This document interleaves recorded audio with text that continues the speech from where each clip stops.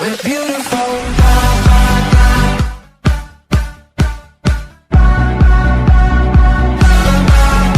Welcome back dito sa aming channel. For today's video, tatapusin na natin yung hindi natin natapos na breeder's cage natin. Huwag kami nga. Kasama natin yung supportive kong anak. Yan o. Saka yung taga-electric fan niyang nanay. Kaya, tara!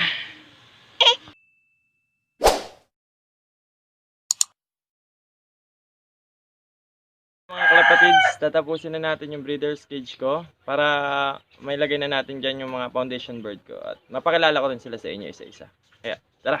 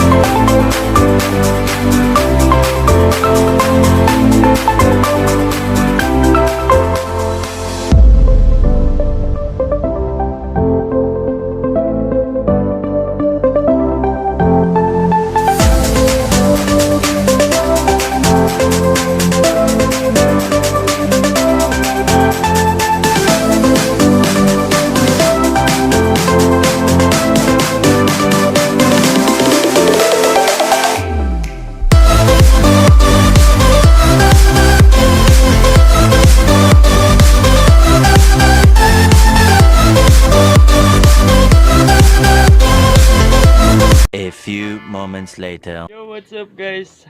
Tapos ko na yung breeder cage natin. Ito na. Sukat nito is 2 by 4 by 2.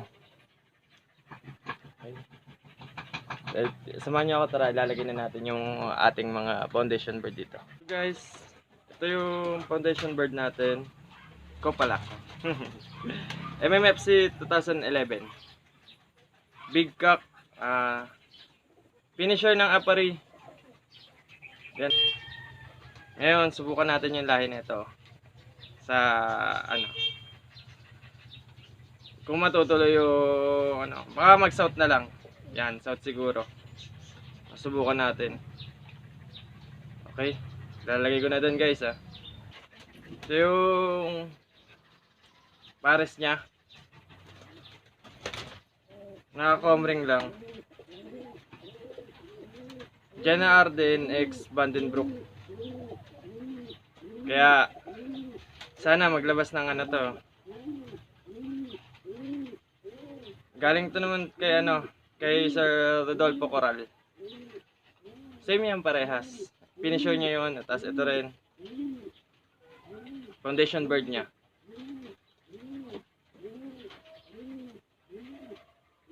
Okay. Ito naman guys, MMFC 2018. Ginawa ko lang foundation bird to. Pero nahagis na to ng Legazpi. Albay. Yan. Napalcon. Yan pilay. Hindi na nakakalipad. Kaya, ang ganda na lang siya. Ginawa ko na lang siyang breeder.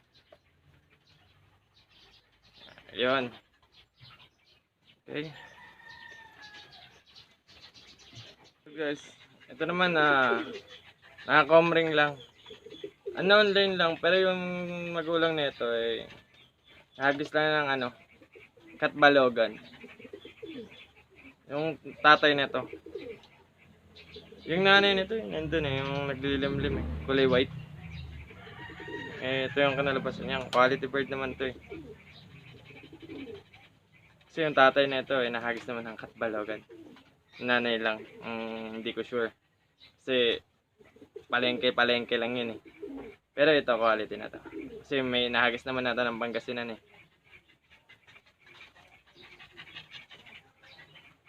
Ano? Ganda rin ng mata. Oh. Yan.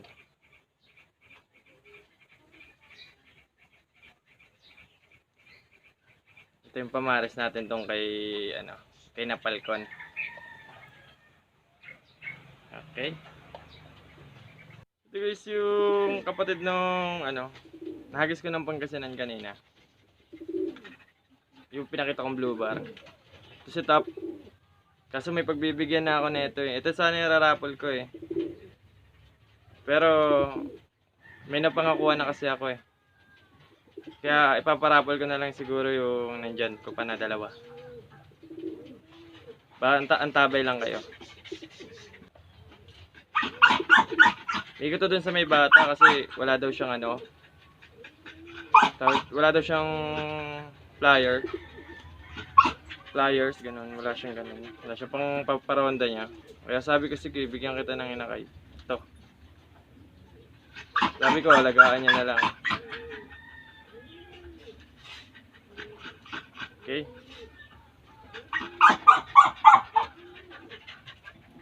Hindi ko alam kung kak ba to o hen eh.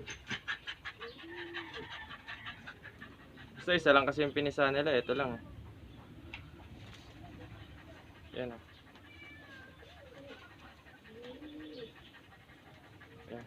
May batik sa top. Kaya top, malapit ka nang mawala sa akin top. Bye bye. Okay. Siguro hanggang dito na lang muna boss. Mga sir, mga kalapatids. Maraming salamat.